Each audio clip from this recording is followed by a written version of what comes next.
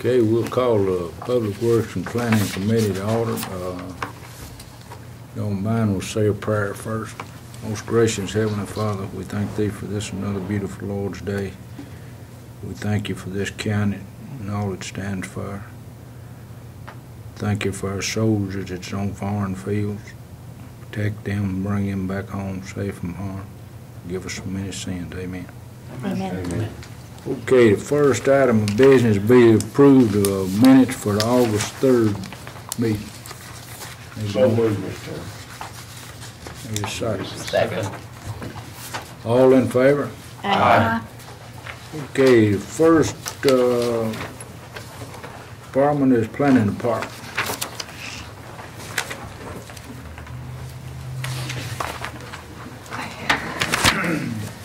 Hello, everyone. I'm Assistant Planning Director Elizabeth Inslee, for those of you who haven't met yet. Excuse me just a minute, I should have minutes. We got a new committee, and we got 5 new commissioners was elected. Ms. Rhonda Allen, Stephanie Jones, Mr. Stevens, Chanto, Brad Turner, and Jack Black is commissioner, been on here about 8 years, and we welcome all y'all to the first meeting on the planet. Look forward to all of us working together. Well, before the meeting, I put the subdivision inventory in front of you, and that's just a sheet we do that keeps track of some subdivisions and the number of lots left in them. We did have some major subdivisions recorded in the last couple of months. Those are highlighted, so I'll be happy to answer the questions if you have any about this particular sheet.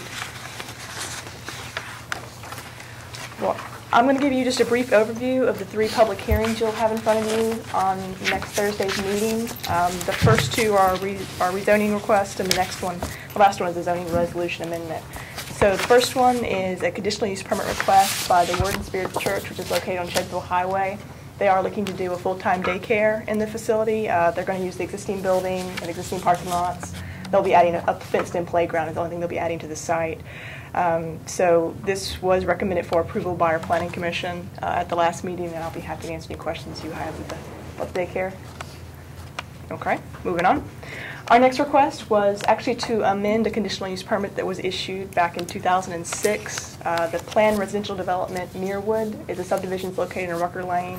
It was approved back in 2006, and since that time, the first phase of the subdivision has gone through the platting process, the subdivision process, and they've recorded the first phase, which was 60 lots.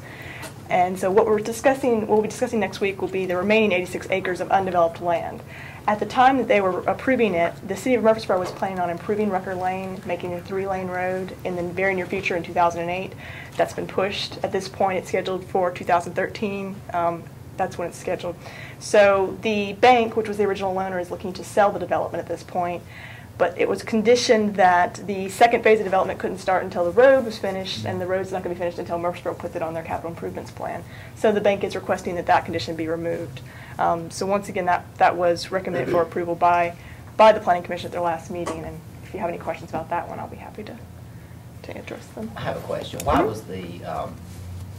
Why was it set up to where the road had to be finished before the second part of the subdivision could be approved? There was some concerns from the surrounding citizens that the road wasn't adequate to handle that type of development. And at the time, there were several subdivisions going on that road, and it's still kind of a country road. So they just felt that more comfortable letting the first 60 go ahead. At the time, they thought that the road improvement was just like 2 years out. So then, okay, you'll get your first 60 lots, and then by the time the road's done, you'll be ready to go for your next one. So it was just some concerns about the road condition. And there's still concerns. That was still discussed again at the meeting last month. Was that a unanimous?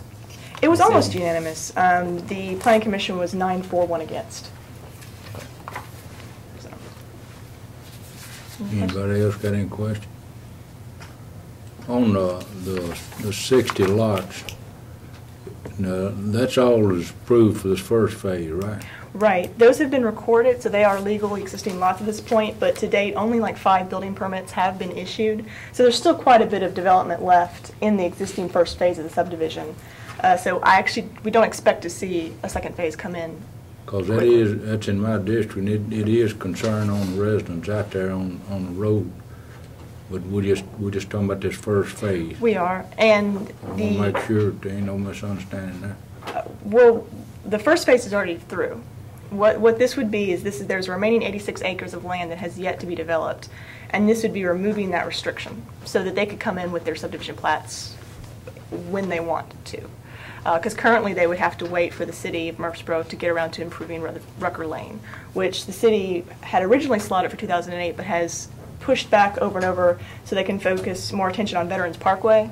And actually that segment of Veterans Parkway is nearing completion. They're actually hoping to have it done by the end of the year. And so then that Rucker Lane will intersect with that Veterans Parkway in the future at some date when the city fixes it. But Well, you're saying, and that's what I've heard from the city, that, from my understanding, they're gonna let that, parkway maybe at Springs. Is that what you heard, Dale? Yes. That will be a big lift there if they do it. I just want to bring it out. Well, and I'm on planning commission, and that was one of the questions I had for them too was, you know, we initially had said, we'll let you proceed with the first 60. You know, what if we just increase that number? What if we just let you go with, you know, another 120 or, you know, a little bit larger number to make the piece of property more marketable? Because we all know it's not in anybody's best interest for the land to be owned by the bank because they're not going to develop it. And so they said that they did have significant concerns that it would kill the deal, you know, because that's part of what makes it marketable is them being able to go ahead and proceed with the development as it's been outlined. And so it was a weighty decision, but, you know, it's almost a little bit like the chicken and the egg. You know, you improve roads once the traffic's on it. You know, sometimes you can, you know, improve it a little bit ahead of time. And then also that Veterans Parkway, I know the city's also hoping is going to relieve some of the traffic that's on record. So it was a weighty decision, but it was a thoughtful one when we cast that vote. And they're already done with the first part, you said, correct? And then they're wanting to begin their second phase. Well, what they've done is they've only built 5 houses out of the 60 houses in the first phase. So it's completed, but it's been recorded. Okay. But the rest of it has not been recorded. And it came in as a planned residential it's a development. planned development, so their whole plan covers the whole development, but they were only developing in a certain phase. What that does is, otherwise they've got to come in and pay all the development tax Right. up front and all this other stuff. It just basically cuts back on So the original plan. they're just asking now, let's proceed without the road being pushed back. Okay. And what would be the benefit of them going ahead and doing that? Because they still have 55 lots to sell, right? That's what I'm saying. The likelihood of them coming in with a subdivision plat next month is not great. The bank is just trying to find a developer. The developer is hesitant to buy it with this restriction because it does essentially tie them to the capital improvements plan for Murfreesboro. And they're kind of waiting to see when they'll go ahead and finish the project. So, I mean, obviously they could. If we remove this condition, they could come in next month with the subdivision plat and it would be, you know, legal. But they're likely going to still be developing out the 55 lots they have left for a little while yet. What's the square footage on these houses? I remember a little bit about it now. I don't remember offhand. I know that it was a planned development. It has percentage of brick, and there was some smaller lots, some larger lots. There was a whole packet that went through with it the first time. Don't remember the square footage. Apologize. Was that the one we had a litigation going on about? That's involved in one of the cases with the city in litigation. Right. This was originally going to be annexed. Okay. Any other questions on? Got any move? Yeah, I've got one last item. We will be discussing the sign regulations, which is an amendment to our zoning resolution. And we've been working on this one for about a year, so we're glad to see it to this point. Our sign regs have been not updated for like the last 10 years or so. Since that time, sign law and sign technology has evolved quite a bit, so we're looking to update our regs so that they match. I'm just going to hit the highlights this evening. We plan on doing a little bit more thorough presentation at the Board of Commissioners meeting. But we have made allowances for automatic changeable copy signs, which are essentially digital signs. They will be allowed with restrictions in some commercial and industrial areas and all that, and for institutional uses such as churches. We've added additional sign types, canopy, flag, awning, stuff that we didn't have before that's very useful to have some regulations for. We have reorganized it so that there's a really clear distinction between what is prohibited, what is allowed, and what requires a permit. So it's very clearly laid out now. added some multi-tenant sign standards for those types of projects. We've also detailed a thorough sign permitting process, so someone's can look at the ordinance and tell what they have to do to get that sign permit and the time frame they're looking at, and also have created some criteria for sign variances. So those are some of the major changes we've made to the ordinance, but as I said, this is an overhaul of that section, and I hope you guys got a copy of it in your packet and would be happy to answer any specific questions you have on that. What was the vote on that plan? That was unanimous, and the Planning Commission has reviewed this one for quite a while. They've discussed it at several meetings, and we've had lots of public input from the sign companies and from businesses, so they've done a pretty thorough job on this one. And that's all I have. And basically, my name's Dale Corbett, I'm the county engineer, and I just wanted to meet the new ones. Doug DeMasi, our plan director, is not here. His son had surgery last Thursday. He's doing well, and Doug said he might get to go home today, so he's doing quite well. But anyway, he couldn't be here tonight. Just wanted to let you know that. That's basically all we have. Elizabeth, did you have any update on the comprehensive plan? Yeah, the comprehensive plan, we do have a draft. It is on our website at this point for anyone to review. We're actually having another comprehensive plan steering committee meeting this following Thursday in the planning mezzanine room. I think it starts at 10 o'clock in the morning and is going to be a work session to kind of iron out the kinks in the draft and also set priorities for, okay, here's the goals we have for our future. Let's prioritize them. What do we need to work on first? So that's a meeting we're going to have next week. And we're also, after lunch, going to have a meeting for kind of development community and anyone who wants to attend, where we're going to start discussing our brand new zoning resolution and subdivision regulations, which we hope to start hammering out drafts of those in the very near future. So that is coming up October 14th, this following Thursday in the planning mezzanine room, and you're all welcome to attend. Thanks. Mm-hmm.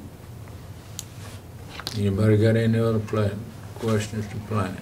I got one. Dale, I got a house on the corner of Valley View Road. It was flooded. Right now, I know they're building the foundation up above that, higher. I can report on that one. You want to handle it? Yeah, that house has been elevated off of the foundation, and they're going to raise the slab to the elevation of the plat requirements. The plat was off on our elevation of finished floor Right. by the surveyor, and so it got built too low. Now he's having to redo the foundation, jack it up to the right elevations, and it will be finished out to the right elevations. I got some concerns with it as far as drainage right there. I don't know if they build it up. I don't know what's gonna happen right there on Jefferson Pike. And as far as I know, we was talking about one time alleviating some of that water. What's Yeah, that state one- information on that. Jefferson Pike's a state road, so we approached, there's one pipe under that road. That water basically stands to there and it gets over the road when we get quite a bit of rain. Sure. There's one pipe underneath there that's not big enough to handle the flow to the other side, so we approached TDOT about putting another pipe underneath the road. Right. They wouldn't allow us to do it. And for whatever reason, they, to be blunt, the individual we talked to told us it was an act of God because of the rain, and they didn't have to do anything about it. So, but anyway, we've still been working on it. We've contacted, I think, Mr. Tracy about it, and we still haven't got any resolution. So the water stands there. There's nowhere for it to go. The pipe doesn't have capacity to handle it. But because it's a state road, I can't request Mike Williams to put another pipe, or some of the times we can do that on county road. I just think we're gonna have trouble. I don't know. It just don't. I don't know where the water's gonna go other than open Jefferson Pike when they fill it in. I agree with you. Does our regulations, regardless of when you know you're gonna have water standing there, we'll go ahead and authorize the bill? In this particular case, the lot was supposed to have been filled in, but our regulation doesn't stop them from building there. They just, what our regulation requires them to build above the existing flood elevation. They just require them to build above it, don't matter how much water gets around. Well, unless it's in the floodway. In a flood zone, you have to be 1 foot above, your pad does, and your house has to be 3 feet above. That's all the regulations indicate. That part just don't make sense to me. That's, going back to what Commissioner Black was asking, so when they told you it was an act of God and all that, has anyone from the state, has that offer been made to come out there and look at that where they can actually see that? Would that change any of We've their... met out there on site with the gentleman. We've done it 2 or 3 times. And he still doesn't Right. see... Imagine he's worried about what you're gonna do to the other side when you put it on it. That's what. Yeah, That's my. See what happens? That's what I was trying to see what I was missing, and it doesn't sound like... It's gonna cause a mess. I feel it's gonna do a lot of harm there, in my opinion. And I totally agree with it. It's a low area when the road comes in there and the water does get over it. But as far as what we can do as a county with either our public works crew or highway department, we're really can't, because of some of the legal stuff, we're kind of tied. Well, we need to, I think we've done already sent a resolution to the state about that drainage pipe, haven't we, as far as putting one in under that road. Well, I guess you could send one, but my concern be when you put it on the other side, you're gonna cause somebody else some problem. Then they're gonna be looking at They're you. gonna be, we're gonna So be in you just gonna be litigation. robbing it from one side to the other, and that's the Right. reason the state don't wanna do it.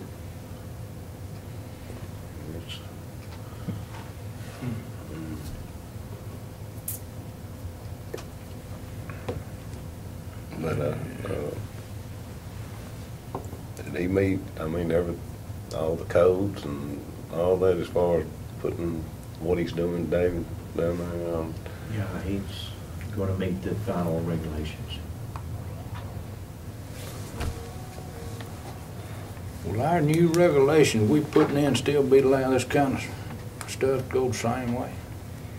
You're talking about the flood elevation, Yeah. dealing with stormwater. We got some new regulations from the state that are going to be incorporated. Well, we're going to put them in the stormwater ordinance, which the main plan will refer to the stormwater ordinance, which will require. They're still going to be able to build in the floodplain. FEMA only requires 1 foot elevation above the floodplain for the floor elevation. We require 3, so we exceed what FEMA requires in these situations. They still can't build in the floodway, but they will be able to build in Well, floodplain. that person knows that when he's building that house, he's building in a floodplain if he goes on building. Well, in that situation, that's not what's considered a floodplain. Now, floodplain is defined by, FEMA defines a floodplain, it's based on some maps and stuff. That's not in a floodplain, that's in a localized flood. And when they come in on a localized flood, we tell them the information we have. You know, this is the highest known flood elevation. We want you to build your house up to this. That's one of the problems we ran into in Shores Road is we had them build it up. The rain we had in May was higher than what we'd experienced before. We didn't have those particular elevations, so some of the water got in some of the houses. And that, again, in that situation, it's a bowl. There's nowhere for the water to go, and so it's similar to this house he's talking about.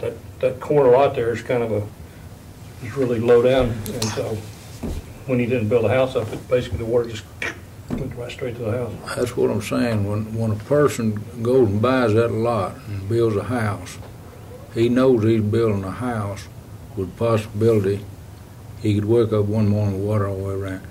And that particular, that one's not part of the subdivisions, David. It is. So is it part of that one Yeah. subdivision? I'm talking about anywhere, whether it's there or anywhere. Does a person know that? Is it gonna be disclosed? Is By what the- my question by is. the- That's what. If they come into our office, we'll tell them what the information we have. Unfortunately, a lot of them don't. They'll buy it because it's a good deal or they like the Right. location. And then they come in for a building permit. If it's in a subdivision that's platted, we'll look at the subdivision plat, and if there's an elevation on it, they have to build it. If it's not platted, if it's not an elevation on there, or if it's a single lot, or if it's an acreage lot, they build it. When you go out and look at it, a lot of them, most people like to put their houses on top of the hill, but there are a lot of people who like to put their houses at the bottom of the hill. believe it when you go out and around the county. Well, when you put it at the bottom of the hill, all the water flows toward it. And then they get upset because they get water around the house. But so there's not a surefire way for us to make sure that they don't put their house in a situation where the water's going to get around. Yeah, some of that's just their own due diligence as a buyer. I know if they have a mortgage, mortgage companies will require flood insurance if it's in the floodplain. Like you're saying, if it's localized and it's not recorded in the floodplain, even the mortgage company wouldn't require it because they wouldn't know. There'd be no recorded way for them to know. And unfortunately, a lot of our flooding problems result from our sinkhole problem where we have discharge of water. Either they're hydraulically connected to the river or to another body of water which pushes it up in there. And there's no way for me, or at least what I've been researching, for me to model that because I don't know how the length of the sinkhole, what size it is, where it's hooked to. I understand.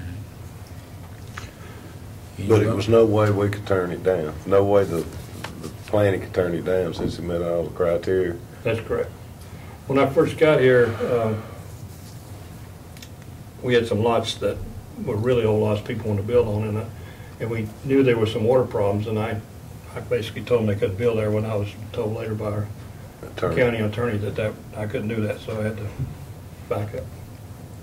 Once it's approved and it's established recorded lot, you have to let them build on it. We can require that they be built above those known floodplain and that's what levels. We are requiring that.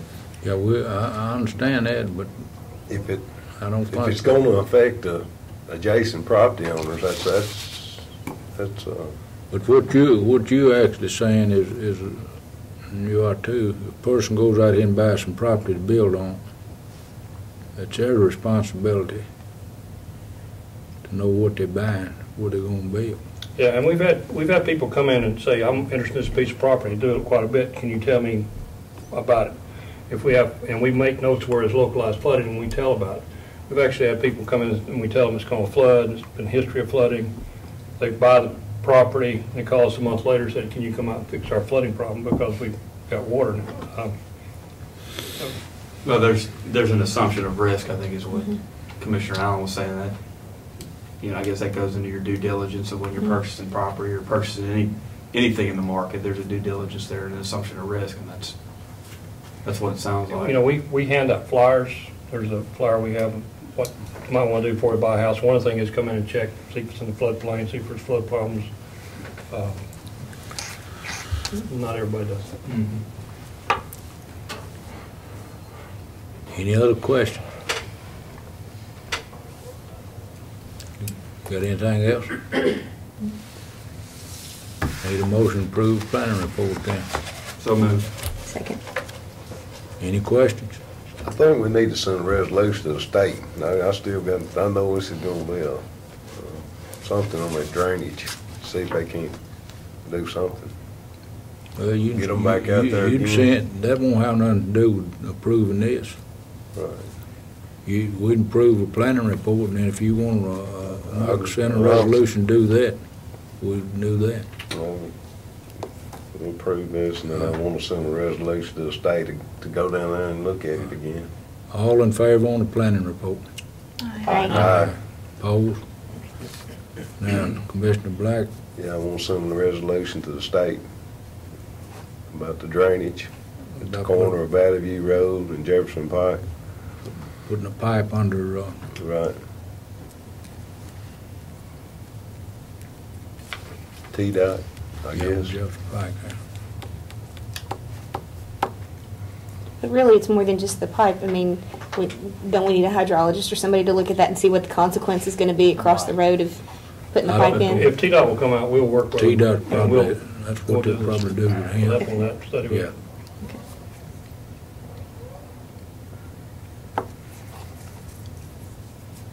Read that back and let's make sure everybody understands. Forward a resolution to the State Tennessee Department of Transportation about the lot at Valley View Road and Jefferson Pike on the drainage issue to meet with the county engineering department. About putting a pipe on the road.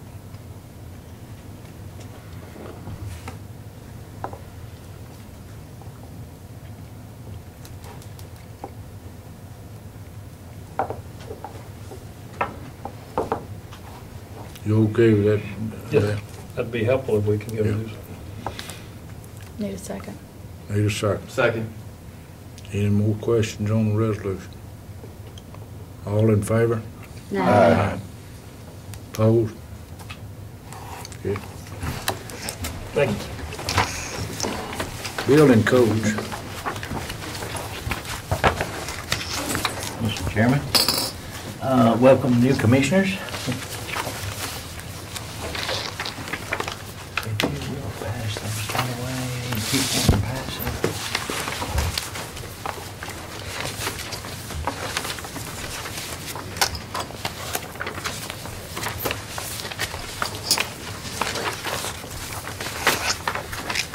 Building Codes Department report for the month of September. At the bottom of the page is totals.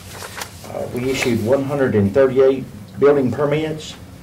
Plan reviews, fees taken in was $125. Permit fees was $24,421. Plumbing permit fees was $4,525. And gas permit fees was $770 for a total $29,841. On the back of the report is a running month to month in a comparison to last year. Top of the page, single families, we issued 22 for a total of 266 single families this year. Total for this year building permits, 1,437. Last September, we issued 32 single families. This year, 22.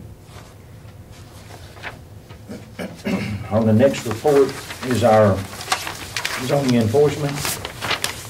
September, we performed 394 inspections for property maintenance. Our total for the year was 2,193.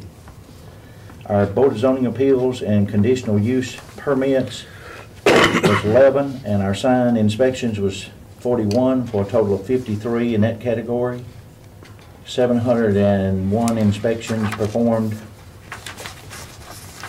Our new cases for September was 97. Closed cases was 161. I'm sorry, 160. Our total new cases for the year, 583. Our closed cases, 791. Our next report is our development tax collection. The Building Codes Department took in $45,000. Our Planning Department took in $27,750 for a total of $72,750. Coming down to the bottom of the next section is $71,250 is our cumulative total for the year, with Rutherford County being the largest collection jurisdiction at $45,750.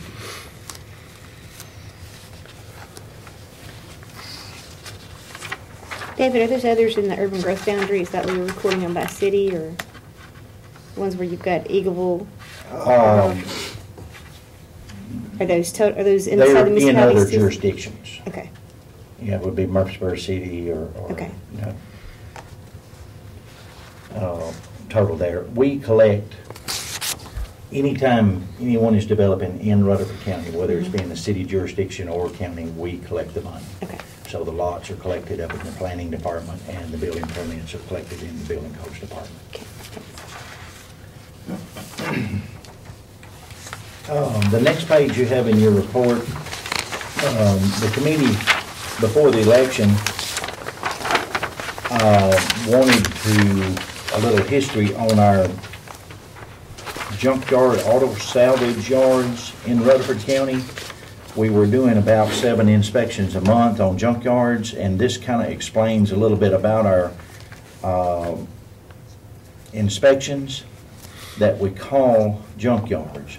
Our zoning resolution has a definition in it of what is a junkyard, and it could be the sale and collection of waste paper, rags, scrap metal, but our main junkyard complaint is too many automobiles. So out in the county, if you're not in a major subdivision, you can have no more than 3 unlicensed or inoperable vehicles. The fourth one constitutes a junkyard. So that's where we get that definition. If you live in a city, if you live in a established subdivision of 4 lots or greater, that's classified as a major subdivision in the county. And so we have, in our tall weeds and grass ordinance, you can only have 1 inoperable vehicle.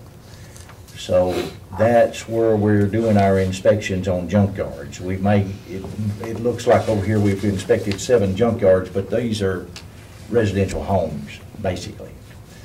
Our approved salvage yards for Rutherford County are listed below that, and our grandfathered auto salvage yards are listed below that. So this is just an information sheet for you about the activity that we have on salvage of automobiles, basically. And that's my report, Mr. Chairman. Anybody got any questions for David on the report? Make a motion to approve. Second. There's no question. Okay. Got a motion and a second. All in favor? Aye. Aye.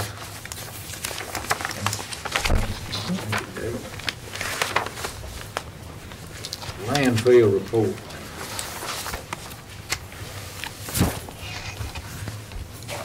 Good evening. Got several reports to give you. Solid Waste Department is covered under Fund 116. We do everything from litter grants to landfills, convenience centers, recycling, all that kind of stuff. So the first report you have before you is the landfill report. Our landfill is a construction and demolition landfill. We don't take any trash. We've actually increased in business over the last couple of years. You can see there down at the bottom, our revenue was $51,000. We didn't really take in that much tonnage yet. What we do for the large commercial haulers, we don't bill anybody. We require you to pay when you come across the scale. So if you're a large hauler, you pay in advance. So some of that money is where they paid in advance. So that's a little more money there than we've actually taken in yet. They'll bring those loads in later. Your next page is something I want to address with you tonight Let me about. ask you a question here, please. On City of Millersburg, where's tipping fee was waived? Okay, the county commission several years ago did an agreement or did a resolution where the city of Murfreesboro, Laverne, and Smyrna, and I think Eagleville's included in that one, but Eagleville's never used it, can demo up to 3 homes per month without a demolition charge. So we waived the charges for that. Now that light of weight was probably from the Murfreesboro Parks Department where they were cleaning up from the flooding. Ben is mayor's here. Ben, as we waive a tipping fee on them, do you think you could talk to Mugglesburg about, Ben, as we bought a new truck, pick up brush, highway department did, that just like the city's got, it'd be possible that we could haul our brush down there where they're grinding. I can take care of that for you. Yeah, I think we would, we can. It'd be a big So, help see if to they us, can because do we that. would save a lot of burning where we've been as we go. But Board approved it Monday, and we got it, they delivered it today, so we'll be starting. We got trucks just like him, instead of having using dump trucks now, so. There's multiple advantages to that agreement. One is y'all don't have to burn. The other is the city of Murfreesboro has a big mulching facility, so they take all the brush from Murfreesboro City, Laverne, and Smyrna, and they grind that, and that tonnage counts toward our recycle commitment. Murfreesboro's brush operation alone gets Rutherford County past the number that we're required. We're, I think, 41% recycle because of that number. Without that number, we're less than 20. When you're talking to them, you can tell them this will be clean brush, you know, if we have stumps or something like that, we'll still take them to landfill, so there's no, I wish you'd give me some information back on that. I'll call It'd be it a big tomorrow. help. Maybe they cooperated with us a little. I think they will. The solid waste departments for the city and the county work really well together. Okay. We both deal with trash. We deal with about the same amount of trash. We both, in a year's time, do about 35,000 tons, which all goes to Middle Point. They do theirs residentially with curbside collection, rear loaders and side loaders. We do our collection with front loaders and roll-offs. So we operate in a different manner, but we do the same thing, essentially. Further into the landfill report, you'll see some copies of some dump tickets, and those are for tires. We get a recycle grant from the state of Tennessee for used tires. There's 11 counties in the state of Tennessee that represent 95% of the used tires. Guess what? We're part of that 11 counties. So we get $183,000 a year from the state for a tire grant. And what that is to do is when you buy a tire, you pay your retailer $1.35 per tire. That retailer keeps 10 cents of that. He sends $1.25 to the Department of Revenue. That money is split up among the counties, and that's where that revenue comes from back to us. We've got a vendor that recycles the tires and hauls them for us. It costs us $65 a ton for them to recycle the tires. So if it's a manifested load, which if you're a tire dealer, you manifest your load, we weigh it, it goes up there. The recycler charges Rutherford County $65 a ton for that. We send in to get reimbursed, and we get paid a little more than that from the state. We actually get $75 a ton. The difference is for handling fees and paperwork and all that kind of stuff. So if you look at these dump tickets, we only charge, the way it's set up, we charge $1 a tire. If you're a resident coming in, with your own tires from your own personal vehicle, you can bring up to 10 per year at no charge. Anything over that, we'll charge you $1 each. And it's $1 for all tires. These dump tickets you see are from actually commercial deals to where they're bringing in big truck tires. And it cost us a little over $3.50 to get rid of the tire. We're only charging $1 a tire. And I'm saying all that to get to the proposal that I've got on the next page. Used to, those tires that came in, we could manifest those ourselves, send the manifest to the state and ask for reimbursement. This year, only 5% of those type tires, unmanifested tires, they will have reimbursed.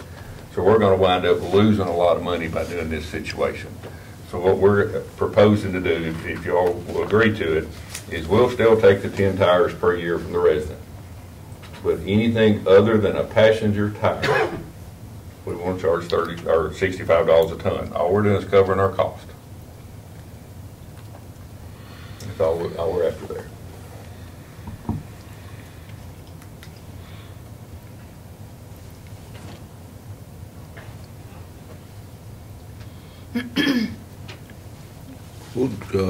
We got new members on here. What about telling them which 3 centers take full passenger tires? Okay. We've got 14 convenience centers around the county. Eagleville is, of course, in Eagleville. Weekly Lane is in Smyrna, and Craner Road is on the opposite side of the county, and then you've got the landfill. So it's basically the 4 corners of the county is a place to take used tires. So Craner Road, Eagleville, and Weekly will accept tires. And there's a large loophole there that we need to address in the future, but I wasn't going to ask to address it tonight. If you go to one of those convenience centers, we'll accept 4 tires from you. You can bring 4 tires every day. There's no rule against that. Passenger tires. Passenger tires. Now, that doesn't include large truck tires, racing slicks, anything like that. What we've been trying to do is record who you are and where you're from. And we've got a list at the landfill. We can go back, and I did it once several months ago, who's bringing those tires. And I think at Craner Road, 80% of the tires were brought in by 11 people. At Eagleville, the number was similar to that, and Weekly is really hard to track. Weekly, I don't know where all the tires come from on that end of the county, but we get anywhere from 100 to 200 tires a week at Weekly. Eagleville is normally around 20 to 30. Craner Road varies. It's around 30 tires a week, something like that. But the tires is going to become a very, very large issue for us, and it's something that we need to get our arms around as quickly as we can. Last year on the tire grant, the $183,000, we had to do a budget amendment to cover $20,000. We were $20,000 short. But with the new way the state's doing it and only allowing 5% of the rebates to go to those unmanifested tires, we're going to be, right now, the first 2 months of this year, we haven't done the September totals yet. We should, if you divide it by 12, it's $15,250 a month that we get rebated in tires. In 2 months, we spent $41,000. So that tells you we're going to be somewhere around $60,000 in the hole by the end of the year if we keep trending the same way we are. You said there were 11 other counties that accept? All 95 counties deal with it, but 11 counties represent 95% of the tires. Okay. So it's large counties. You've got a lot of small counties. Do any of those counties, to your knowledge, have any kind of proposal like this already in place that they do? There's several counties, and it depends on who you deal with and what kind of deal you get with the state and with your tire vendor. Rutherford County's lucky we've got a better deal on both sides than most counties. In Hickman County, it's $85 a ton. I think Williamson County is $80 a ton if you bring in your tires, and it's for all tires. They don't take anything for free. Part of this grant is also what that 5% is actually intended to do is our litter grant program. The tires that we pick up on the side of the road, that's what's supposed to represent that 5%. You know, so us doing what we're doing at the convenience centers plus taking the 10 free per year, we're going to by far exceed that number. I was on a waste tire task force last year, and what we proposed, and of course the state didn't like it at all, we wanted a tire to be a tire. And what the solid waste directors wanted to be able to do, if you came into our landfill with a tire, we didn't care where it came from, we want to be able to take it off your hands. Because what's going to happen is if we turn you away with it, it's going to be on the side of the road somewhere. And we're going to wind up picking it up with a litter crew. If you've already brought it to us, let's be able to take it. Well, the state wouldn't allow that. So we're dealing with what we have, but we still want to be able to take those tires. Because we're going to get them one way or the other. That's what I'm worried. If we fool with it too much, we'll be heading on the side of roads everywhere. What this is intended to do, if you'll read the very bottom of it, it's intended to take care of the commercial type vehicles. If you're, have a dump truck and you do a little dirt hauling, that's not your residential vehicle. So those tires you need to pay for. Yeah. Your passenger tires is what we're trying to keep in that, because that's what most individuals have. And commercial entities is what we're trying to collect from. Do you have a number about how many would be a ton of your commercial tires? The thing has changed. Back when some of us were kids, an average car either had a 13, 14, or 15-inch tire. A 16-inch tire was on a 1-ton truck. Now my wife's car's got a 19-inch tire on it. So the tire sizes have changed. The state's not changed with it. They're calling an average passenger tire 20 pounds, and that's actually about a 15-inch tire. A large truck tire is about 100 pounds. And our deal that we just renewed not too long ago is $65 a ton, period. Doesn't matter what size tire it is. And that's really a better deal than anybody else has. Some of them, the large off-road tires, are $105 a ton. And ours, we don't have hardly any of those anyway. But at the $1 a tire, that covers our cost completely. At the $1 a tire on the large truck, we're losing big time. So that's what we're asking to do here is not make any money, just break even. If our fee is lower than the other counties that have things like this, are people bringing them to us instead of to them? No, they'll drop on the side of the road before they drive that far with it.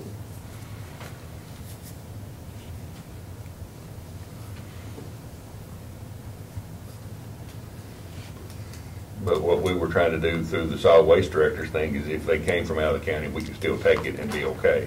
At the $65 a ton, if you're not a Rutherford County resident, you're going to pay anyway. So if you're going to bring it in, we're breaking even, so we can still take your tire.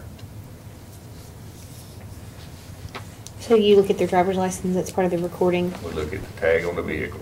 Okay. If you come in on our scales with a Rutherford County tag, and you are considered a Rutherford County resident. If it has a commercial tag, doesn't matter if you're a Rutherford County resident or not, it's not free.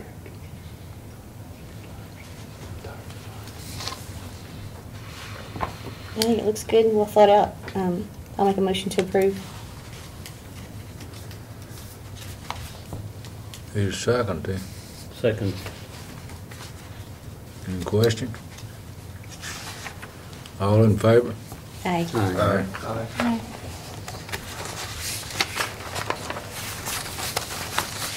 That's all I have on the landfill, and then move on to the convenience center side. Yes, sir. On the convenience center side, we have some good news. Mr. Black's looking like, oh Lord, we don't usually get that. Let's have it. So let's have it. Trash is actually down. I came from the trash business, and most of the people that I talk with that I used to work with are on the exact opposite of us. The less trash we have, is it better off we're going to be. If you're in the trash business, you want more trash because that's what you make your money on. Trash for us as the county is a debt. It costs us money to take care of the trash. We used to have a recycle contractor. We don't have that anymore. We're hauling our own recycled commodities. We push recycling a little bit harder than we have in the past. Last year, we collected a little less than $70,000, and we budgeted to take in $75,000 in recycled commodity this budget year. As of September the 30th, with the money that we turned in, I'm still not counting all the money that's owed to us, but the money we've turned in, we've already collected $147,685. We're on track to take in about $500,000 in recycle rebates this year. So that's depending on the commodity market staying good, all that kind of stuff, and then trying to continue to improve in our endeavors in recycling. We spent some money last year to put more recycled containers in convenience centers. We're still working toward finishing that project. And then we're doing the school, trying to get that school recycling program off the ground a little bit better. And then, of course, Recycle Rutherford has the phone book drive going on right now. We're helping them with that. Our part, the county part in that, is providing the containers and the transportation. Recycle Rutherford is actually doing the rest of it. The program in the schools, what role are y'all playing in that? Which program? The recycle. Which recycle, the phone books or the single stream? Single stream. The single stream. The single stream program is part of a lot of the last committee went on a tour with us, and we went to QRS in Nashville. The single stream program is to take paper, cardboard, tin, aluminum, and plastic and put it all in one container. If you think about what's in the classroom, in most classrooms, everything in that trash can is recyclable. Very, very little food waste. So what we've tried to do is go through the two school boards, because we do the city and the county schools, about 59 schools total throughout the county. And what we're trying to do is reduce their trash by 25% right off the bat. Our feeling is there's X quantity of trash coming out of each school each week.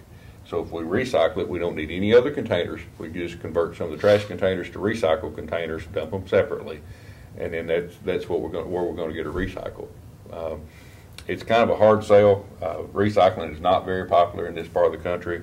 Some of the higher ups in the Board of Education, or not the Board of Education, but in the school systems, think that the teachers don't really want to do it. Most of the teachers that I've talked to are willing to do this program. Mimi's been working with it, and I think she'll talk a little bit more about it. But it's a push that we're trying to do. The big push that I have, I'm not a tree hugger. I'll tell you right now, I'm a garbage man. I am not a tree hugger. But this recycling program in the schools and the recycling programs in the convenience centers makes sense as a garbage man, because 20 years or so, Middle Point may be gone. That means we're going to have to truck our trash somewhere else. We need to get in the habit now to where we're throwing away nothing but garbage. That way, when that time comes, we're only hauling garbage. We're not hauling recycled material. Does that help answer your question? Yes, and I'm sure when the time comes that anything else I can ask her. Okay. Mamie will probably shed some light on that when she gives her report here in a minute. And another thing that I just want to mention that to kind of keep on the back burner, something that we need to look at within, I would like to see us look at it this year, may not actually fix it this year. We've got 3 convenience centers. Rockwell Convenience Center needs to be enlarged. There's property that the county's got across the street, so we need to look at seeing what we're going to do there. Leanna Convenience Center is too small. Las Casas Convenience Center, we actually pay rent for. And that contract's gonna run up in about a year to a year and a half, I think. We just renewed it. Well, the rent went up on it, and I think it was a 2-year deal, and I think we've got about a year and a half left on it. What, now, right now, it's what, 15? $15,000 a year. I'm looking. The hard part. We have a site located. You have a site located. Yeah. I'd like to know, I don't know whether you want to They disclose came it. in to offer us a site, we didn't, a year or so ago. I'll tell Once you you what it talk is. to Ernest, It's on Brownsville Road. Yeah. It may not be the right location. It's but not. we- It's past Guy James. let's let Ernest talk to him on side of this meeting on it. Okay. But we need to look at doing something with the Rockville and Leanna sites are too small to do hardly any. We can't do any more than we're already doing there. Rockville, we've been working on that for a year and a half. We ought to be about ready to decide what we're gonna do out there. We haven't done anything officially to. From my last understanding is, was waiting for, about the fire hall out there. That land was donated, and they was trying to move the fire hall across the street and be able to expand, leave a convenience center where it was the last place it stood, so that's, I'll talk to Ms. Jones about that, and she might can follow up. Well, I can have. we have the deed, it shows exactly what we can do, and I think we can do, I think the plan is doable under the terms of how the land was actually transferred to us. If we do, we need to moving ahead there for Well, I'm we sorry. got some other fire halls we're trying to build, we just don't have any budget to move that one at this moment in time. I think we need to be trying to look to find something. We got 2 other buildings to build. And this couldn't be that much, Joe. I mean, the Is the reason. building movable, or it had to be a new No. building? It's concrete No, block building. you could build one cheaper, and we looked at that for what you need for a fire hall.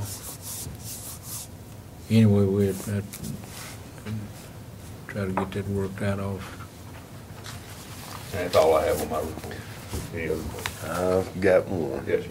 Back when I was hot and heavy on this campaign trail, We need to across from convenience, from Walter Hill there, I talked to both individuals, and they had some concerns about trash blowing over through the yard. And I don't know if we could maybe put some, they wouldn't really want no real expensive fence, maybe just to catch the paper.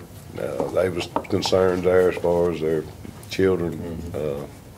I don't think their subdivision regulations will allow the fence to be where they like to have one. They're wanting it to, I understand what they would want, and I remember talking with you about it, to kind of catch, more of a catch Just fence a is what they're catch, asking for. just right. But I don't think their subdivision regulations will allow us to put one up there. It's one of those tough things, and I haven't given up on it. It's just- Right. I know you hadn't, but I told him I would ask him, that question now.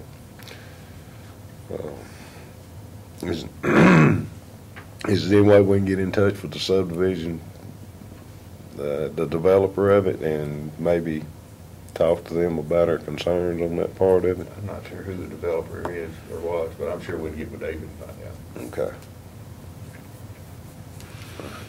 Appreciate it. We can find out what we can do. And I'd like to also applaud you on the recycling, this, going about that.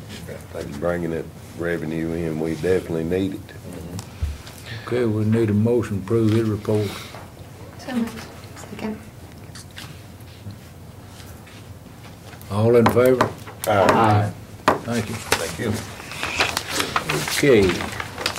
Mr. Bennett will be up next to give a recycling report.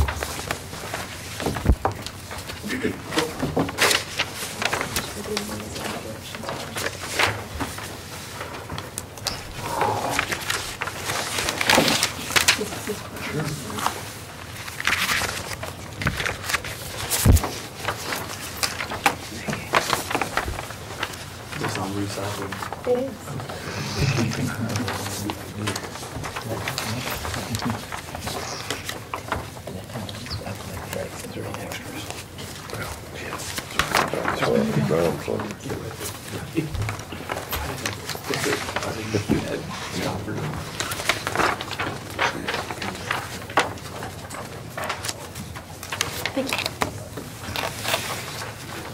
Good evening, Mr. Chairman, Commissioners, and Ms. Shelton. My name is Mimi Kiesling. I am the Recycling and Environmental Educational Coordinator for Rutherford County. I've been working here for about 6 years, and I have worn many hats during that time because it was a brand new position that was developed. And each day or each month, I find that I have new tasks that are added because we are growing so much, and there's so many sources and so many avenues to explore as far as educating our public about taking better care of the environment. I'm going to go over some of the things today with you. This is called our target report. Now, I don't report on a regular basis to the commissioners. I do this just sort of when needed, but since you guys are new, I wanted to come and meet all of you this evening. So welcome aboard. The first thing is, Mac talked briefly about the single-stream recycling program in schools. When you asked who's doing it, it's the two of us. Basically, Mac handles everything that's outside the building, and then I handle everything as far as education goes inside the building. I've gone to many of the schools, and I still have a lot more schools to go and help them get set up because we have 59 schools. But basically, we're trying to educate the staff, the faculty, and the students about the importance of recycling and how to go about doing it. The single stream method is really quite innovative. They are able to throw everything in together. So we've just basically taken half of their trash cans inside the building. We're labeling them with a special sign that indicates it's for single stream. Most of the time the students are actually doing the recycling. They actually take it into the hallways where they have those, they're called the brute containers, the large gray trash cans on wheels. They will usually dump those into that, and then the custodial staff is typically responsible for getting it out to the loading dock. On the loading dock, we've taken one or more of their, what were trash dumpsters, we've turned those into recycling dumpsters. Then Mac and his crew, they actually take those, some of them go to the landfill, the trash ones that are new, and those are called true trash. The rest are taken to QRS Recycling in Nashville, and there it's actually separated on an automated system. Mac mentioned that some of the previous commissioners have gone on a field trip there. If you guys would like to go, I would love to be able to take you at some point because it's quite interesting to watch. They can unload an entire truckload in just a matter of minutes through an automated system. They use wind, they use magnets. Everything is put onto one conveyor belt and then it's separated out. And then at the very end of the line, they have the large bundles, they package them, and they put steel bands around them, and they're ready to go to market to be sold. And of course, then it's made into new products. So this recycling program, we did do a pilot program last year with 6 schools. And in those 6 schools, we achieved about a 60% reduction in trash for some of the schools. The ones that really got in there, that were interested in doing it. We have set the goal for a 20 to 25% reduction for the beginning of this year, and then we plan to really continue to up it as we go along. I would say in general, most people are very excited about it. The kids like doing it because that's actually what they're being taught in schools. So in general, it's well received. For the ones who aren't receiving it quite as well yet, we'll get them there. It's just a matter of really educating them. I'm giving you some statistics here. In Tennessee, we're landfilling 13 million tons a year in trash, and that's just residential waste. And when you look at how full the landfill already is here, and it's just going to continue to grow, on the back of the report, I gave you some data that there are 34 public and private Class 1 landfills. A Class 1 is for just regular trash. We're expecting those will be full within the next 50 years. So when you think of trash, you want to think about the history of how much trash has grown. Typically, the more affluent a society is, the more trash there actually is. During a recession, you're going to have a little bit less trash because people aren't purchasing as much. But nonetheless, the estimate is that all of the Tennessee landfills will be full within the next 50 years.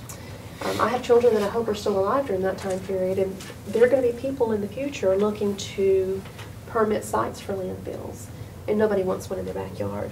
So when I work with kids, I give them 3 important reasons to recycle. The most obvious reason is for the saving of the natural resources, and the second one is we want to make those landfills last longer. So we have a lot of good reasons that we want to tell people to recycle. And in this program, we feel like that we're reaching a lot with the children, because I do go into the schools. Typically, I see about 15,000 kids per year just in the schools. So I'm kind of jotting all over the county. So now that we've started this program, this gives them a hands-on opportunity. Of course, what we hope is that they take this concept home and get their parents to recycle. When I was a little girl was when they started having seatbelts in cars and trying to do the seatbelt campaign. And I remember the officers coming into our schools and telling us about how important it was to wear seatbelts. I went home and harassed my parents to death. I put mine on, but I harassed them to death to wear their seatbelts. Now, did some of you have to do the same thing with your parents? Because they weren't brought up doing it necessarily. And so it was a concept that they had to get used to. We hope that the education campaign for the students actually works in a similar manner. Okay, and also the next item on the report is that we're having a free shred day in observance of America Recycles Day. That event is actually November the 15th, but we're holding the free shred day on the 13th, which is a Saturday. We did one back in the spring. During that time, we recycled over 4,000 pounds of paper. Now, this is an event for people to be able to bring in their old tax documents, credit card receipts, anything that's going to have sensitive information on it that you don't want someone to have access to. We're allowing up to 2 banker boxes per person. They come through and it's actually shredded on site. We do it right out here in the inner circle. We had a fabulous response back in April, which was surprising because we had a major storm that day. So we were out there with umbrellas trying to unload. It was a little bit humorous, but it went really well. So the company that's doing it with us is called Max Shred. They're doing this for free as a community service for citizens. So keep that on your calendar. It's an opportunity to get rid of things. I was sort of like the cobbler's children who had no shoes. I never got the chance to sit down and go through all of my old papers to see what I could actually go ahead and have shredded, so I need to do that myself. Also, how many of you have seen the Stop Litter logo before? Okay. I'm in charge of that campaign as well. If you notice the yellow letters, if you look at the big yellow letters, it says Stop It, Stop Litter. I'm teaching that in schools as well, and of course promoting it in the public as much as possible. Unfortunately, we have a very littered state. In Tennessee, we're actually spending about $11 million every year just cleaning up litter. Of course, litter is preventable. When I talk to children, I say, well, where does that money come from? And usually by the time they're in 3rd or 4th grade, they know it comes from taxes. And so, but you know what? If people didn't litter to begin with, we wouldn't have this. And of course, then that goes into lessons about water quality, because most litter gets washed into our streams and rivers and lakes, which is where we get our drinking water from. So whenever you see that, you'll know that I've been hard at work trying to get that message out here in our own particular county. Now, if you'll turn to the back, the pavilion you see is actually an outdoor classroom. A while back, I taught to Allied Waste. I think they're now called Republic, but at the time they were Allied Waste. They're the ones who actually run the landfill, okay, at Middle Point. I asked them for donations so that I could have an outdoor classroom. I believe that children in our country don't get outside enough. I don't think they play enough. And I wanted to have a place for kids to come and play, but have a learning, hands-on opportunity for them to learn. So they made the donation, and as you can see, it's underway. We're just about finished with it. We have to do a little bit more landscaping. But this summer I did start doing lessons. I held those every Tuesday and Friday during the farmers market time, because this is actually at the Lane Agri Park. And if you know where the new farmers market is out there, it's directly across from that. And so I had lessons 2 days per week, and it was just, I didn't really advertise because I'm still getting things prepared. And so I would typically have about anywhere from 15 to maybe 25 kids. Their parents would bring them over. We planted desktop gardens. We played in the water. We learned all types of different things. This fall, I've actually broadened it, and I'm working with homeschool groups. There's a very large homeschool community in Rutherford County. And so this gives them an opportunity to have science and environmental education that I'm providing free of charge. And this kind of gives me a trial run before I can get ready for the large school groups to come in. And by next spring, I'm anticipating having large school groups coming to the outdoor classroom. I also want to have adult lessons. There's all types of things adults can do, and I'll bring in guest speakers for some of it. But things like composting and vermicomposting and rain barrels. There's a lot of collaboration opportunities with other environmental professionals in the county where they can use this space for education purposes. Then in the box, I've just kind of given you some facts and figures that are a little bit interesting. You can read through those later at your convenience. And then finally, I don't know if you're aware of it, but typically Rutherford County would get one household hazardous waste collection per year. That is provided by TDEC, the Department of Environment and Conservation, but they are not doing any fall collections. So unfortunately, we missed out on a fall collection because they're not doing any. We hope that we can get on their schedule for a spring collection, but the main thing we're trying to do is divert as many things from that collection as possible. That's per the request of TDOT or TDEC. And the BOPAs are the main things, like batteries, which we do accept batteries at the Haley Road site. Also, there are several private businesses that will accept batteries, so we can direct citizens to take their batteries there. The BOPAs include batteries, oil, paint, antifreeze, and electronics. So we're already taking care of the batteries and the electronics. Almost all of the oil changing places will accept oil from do-it-yourselfers because they can actually have that recycled and refined into new oil for use. Paint has always been a problem, though. This is the first year, and from now on, TDEC will no longer be accepting paint at the hazardous waste collections. So we're looking for alternatives, and for us to solidify it for citizens is going to be quite expensive for us to do that. And I feel that it's something that latex paint is not a hazardous waste. It's a nuisance waste. And I don't know if you've ever noticed, and I can give you a list of about 10 neighborhoods where I've seen it, where you could tell that the trash truck stopped, picked up a load. Usually they compact about every 3 or 4 homes. They compacted, and then the paint on the inside exploded, and then it goes all the way down the street. Have you seen any neighborhoods like that? Once you're aware of it, there's one about 2 blocks from here. So it makes a mess. It's not a hazard, but it is a nuisance waste. So since it's not a hazard, we want to teach citizens to be able to learn how to solidify it themselves, because it's really not that hard.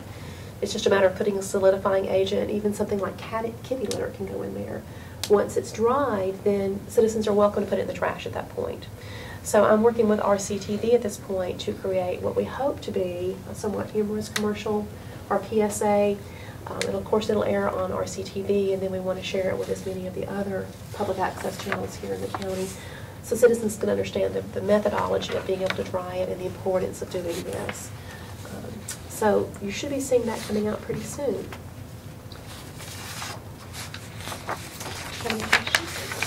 I do actually, or more of a comment. I'm really excited about the single stream recycling. I don't know if you know this or not, but I'm a teacher at Eagle School. Eagleville School. Oh, I go to Eagleville a lot. My concern with this was, we had the email at the beginning of the school year, right, and we had the sheets for us to print off and put in front of our trash cans to label them. But then there was never any follow-up on that, and I know there's a lot of teachers who we just don't know where to go from there with that. And then also the janitor's concern was that there was never a trash collection for them to put it at. They didn't know what to do with it then. Well, why don't you have your principal call me and I can come and see. Okay. I haven't been going into schools yet where I'm saying, okay, you haven't contacted me yet. I'm waiting because the teachers or the principals have been given my information to contact me to let me come in and set it up. So since you're interested, go ahead and have your principal call me.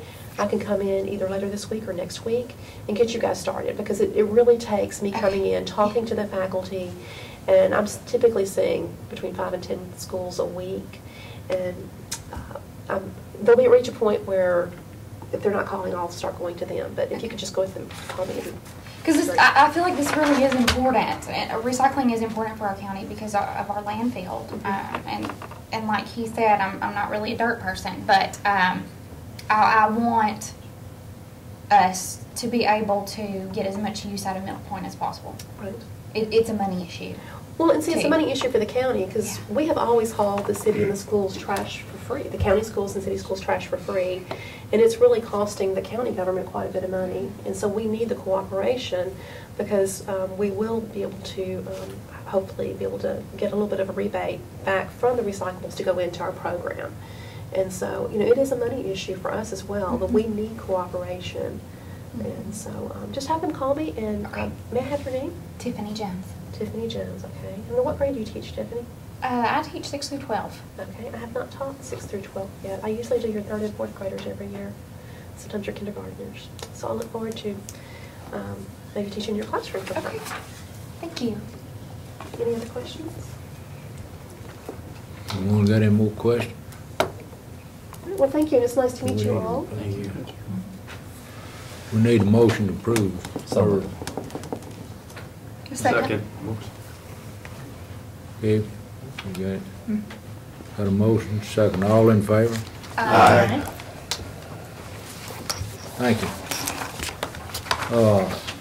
The Highway Commission met Monday morning, and you got a report there. The only item that from the Highway Commission sent forward. We've got 3 new drainage easements approved. For you, it's new members. Let me explain this a little bit to you. All the other members approved. We put in effect, Commission did about 8 years ago, brought that forward, and we've got a 4-member crew that falls under Public Works that we can get off-site. We had to go through the state and get that approved and passed and all, but anyway, got an engineer that works for the Highway Department, and he works closely with the engineering department.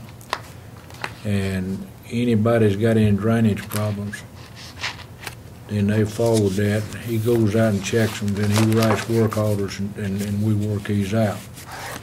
And we got a drainage book you get every year. It's that thick. That's how many that we've done. Because I remember the first time I went to work out there about 10 years ago, the first time I went down the old Nashville Highway, you couldn't even get down the street. And people told me that then, said, well, nobody knew nothing about it. I mean, the old people couldn't even get out of the house. Water was flowing under. So I went back and found out, and the commission passed. But that's what this does. And they've done a tremendous job. And these this week that they approved, the first one you got up there is Harvest Grove subdivision, lot 12, 13, 14, 15. That's out that Walter Hill off Cutoff Road. It's where them drainage easements is. And then the next one is Manson Retreat. And you see the lot numbers there. There's 5 drainage. That's off Asbury Lane down there. And then West Park Estates is 3, and that's off of Manson Pike. And then Magnolia Trace is out there off Hallsville Pike. But you get this report each month if they've got any nuance to add, and if anybody, if you're in the county and you have problems, I encourage you to bring them forward. Eric Hill is the engineer. He can be reached at Highway Department, engineering, either one, but it's a good program. And these is one that the Highway Board approved. We'll have to prove it, pass it on a full commission before we approve it. So there's the ones, and I need a motion to approve these. I'll make that motion to approve. Need a second? Second. Any question? All in favor? Aye. Has anyone got any other business they'd like to bring forward? If not, I need a motion to, well, we need Just adjourn. just adjourn. Move we adjourn I now. believe we adjourn. Thank you.